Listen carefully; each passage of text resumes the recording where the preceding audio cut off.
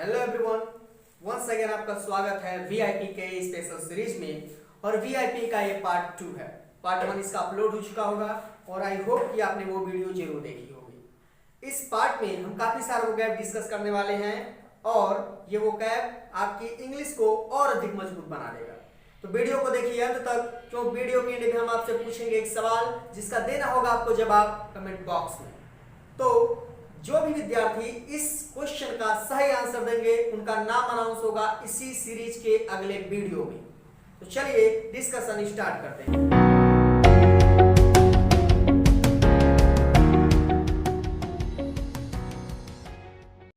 सो VIP के इस part 2 में जो आपका पहला आइडियम्स दिख रहा होगा आपकी स्क्रीन पर, वो है at one's wits and.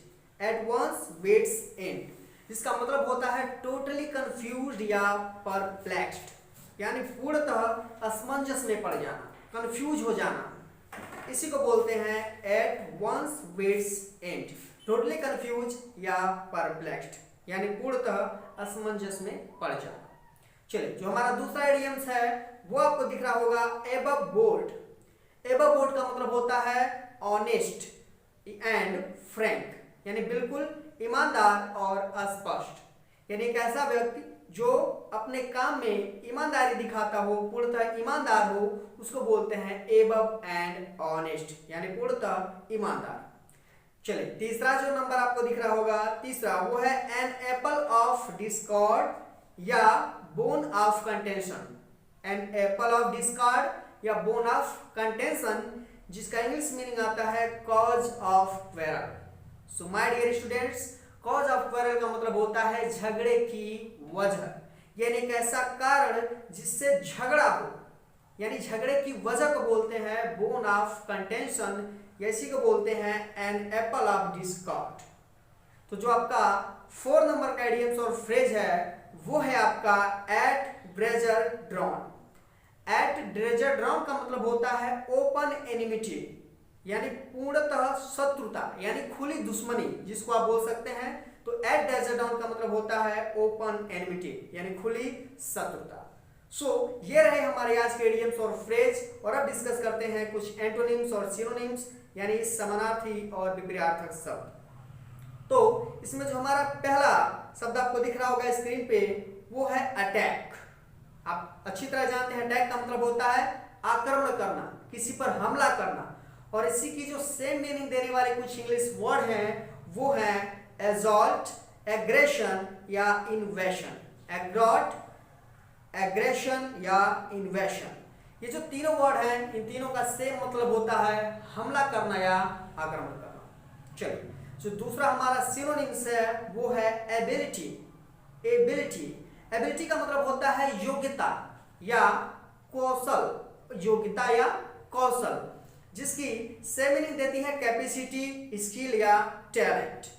Capacity, skill या टैलेंट, इन तीनों का एक मतलब होता है योग्यता, क्षमता, कार्यकुशलता। आप तीनों में से किसी एक को एक्सेप्ट कर सकते हैं। अगला जो दिया हुआ है वो है एक्नॉलेज। एक्नॉलेज जिसका मतलब होता है किसी चीज को स्वीकार कर लेना, किसी चीज को मान लेना, और उसी की सेम मीनिंग देती है एडमिट, कॉन्फेस या एक्सेप्ट।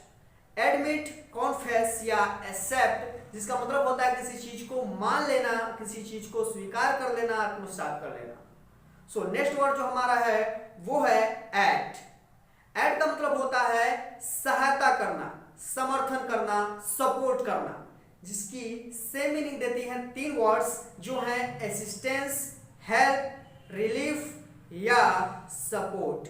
इन चारों का एक ही मतलब होता है किसी को सपोर्ट करना, किसी का समर्थन करना, किसी का साथ देना, किसी का सहयोग करना, किसी की मदद करना। ये मीनिंग आप इसकी समझ सकते हैं। तो ये रहे आज के हमारे सिनोनिम्स। अब डिस्कस करते हैं अपने एंटोनिम्स पर। तो एंटोनिम्स का जो पहला शब्द है वो है एडवर्सिटी, जिसका अपोजिट मीनिंग होता है प्रॉस्पेरिटी। देखिए, एडवर्सिटी का जो मतलब होता है वो होता है दरिद्रता, निर्धनता बोल सकते हैं जिसको, और प्रॉस्पेरिटी का मतलब होता है समृद्धि या धनाढ्य, धन से भरपूर। तो एडवर्सिटी का मतलब हो गया दरिद्रता और प्रॉस्पेरिटी का मतलब होता है समृद्धि। चलिए, जो हमारा नेक्स्ट वर्ड है एंटोनिम्स की श्रेणी में, वो है अराइवल। अराइवल का मतलब होता है कहीं पहुंचना, है ना, और डिपार्चर का मतलब होता है कहीं से निकलना, यानी आगमन जिसको बोलते हैं, प्रस्थान और आगमन। तो अराइवल का मतलब होता है आगमन और डिपार्चर का मतलब होता है प्रस्थान। तो अराइवल का अपोजिट हो जाएगा departure. So my dear student, next हमारा जो वर्ड है वो है एंशिएंट। एंशिएंट का मतलब आप जानते हैं पुराना होता है, और जिसकी अपोजिट मीनिंग हो जाएगी मॉडर्न। एंशिएंट का मॉडर्न, प्राचीन और नूतन या नया। सो हमारा जो लास्ट एंटोनिम्स है वो है अरेस्ट। अरेस्ट का मतलब आप जानते हैं गिरफ्तार होना, कैद कर लेना, ये सब मीनिंग आता है, और जिसकी अपोजिट मीनिंग देती है रिलीज कर देना या उनको फ्री कर देना, यानी आजाद कर देना, स्वतंत्र कर देना, छोड़ देना जिसको आप बोल सकते हैं, वो मीनिंग देती है हमारी रिलीज या फ्री। और ये किसको एंटोनिम्स हैं? ये एंटोनिम्स हैं अरेस्ट के। सो आज हमने काफी सारे एंटोनिम्स और सिनोनिम्स डिस्कस किए। अब बढ़ते हैं अपने लास्ट स्टेज पे, वर्ब पे। तो वर्ब हम डिस्कस करने वाले हैं, क्योंकि वर्ब बहुत इंपॉर्टेंट होते हैं। अगर आप इंग्लिश ग्रामर की बात करें या इंग्लिश लिटरेचर की बात करें, आपको जितना अधिक वर्ब याद रहेगा, आपको हर एक जगह सहायता मिलने वाली है। अगर आप टेंस पढ़े, एक्टिव वॉइस, पैसिव वॉइस पढ़े, डायरेक्ट इनडायरेक्ट पढ़े, कुछ भी पढ़े, आपको हर जगह मिलने वाला है। तो चलिए, हमारा जो पहला वर्ब है वो आपको दिख रहा होगा, ड्रिंक। ड्रिंक का मतलब आप जानते हैं पीना होता है, जिसकी सेकंड फॉर्म ड्रैंक और थर्ड फॉर्म ड्रंक होती है। Drink, drank, drunk, drink, drank और ड्रंक। देखिए, तीनों फॉर्म को याद रखना बहुत जरूरी है, क्योंकि जब टेंस आप पढ़ते हैं, इससे related active voice, passive voice, direct indirect या कोई ट्रांसलेशन सीखते हैं, so you need this all verbs. So our next verb is fight, and you know fight means होता है लड़ना, झगड़ना, किसी से झगड़ा करना, लड़ाई करना। और इसकी सेकंड फॉर्म होती है फॉट और थर्ड फॉर्म होती है फॉट, यानी फाइट, फॉट, फॉट।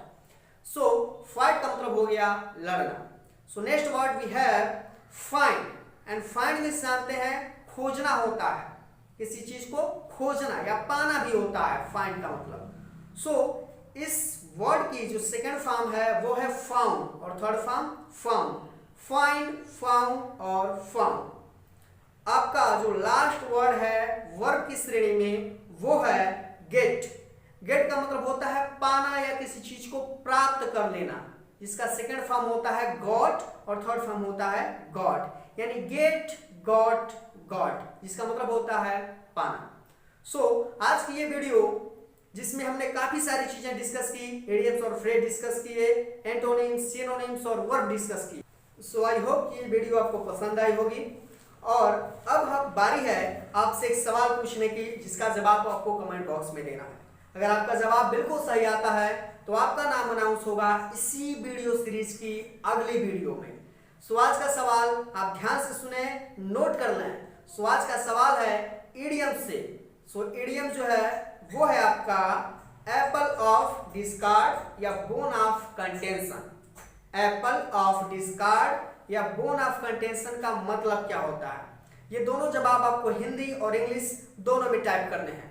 सो आज का ये रहा सवाल, जिसका जवाब आपको कमेंट बॉक्स में देना है। जवाब जरूर दें, और वीडियो को अंत तक देखने के लिए आप सभी का बहुत बहुत धन्यवाद। आज की वीडियो में बस इतना ही। जय हिंद, वंदे मातरम।